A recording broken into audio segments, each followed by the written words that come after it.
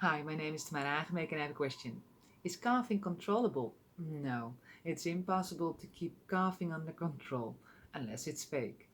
Coughing is always uncontrollable, and it's ludicrous to demand from one to lock oneself inside for an undefined period of time only because of a fever and an uncontrolled cough.